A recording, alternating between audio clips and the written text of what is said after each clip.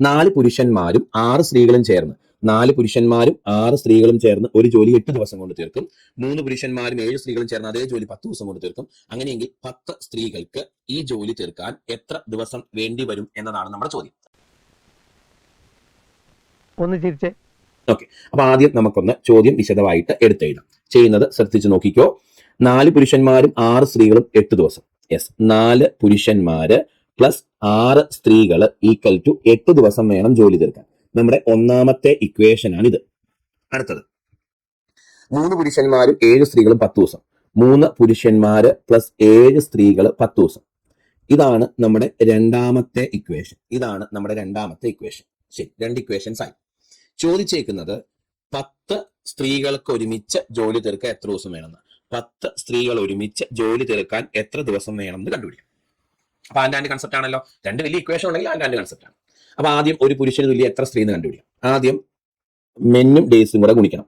N4 32 M minus അടുത്തത് ഇതും കൂടെ 30 M ഈസ് ഈക്വൽ ടു ഇനി ഇതും കൂടെ 6 48 W മൈനസ് ഇതും കൂടെ 70 W അല്ലെ മക്കളെ, 70 W. ശരി, അങ്ങനെയെങ്കിൽ ഈ difference 2M is equal to ഈ ഡിഫറൻസ് എത്രയാ, 22 W.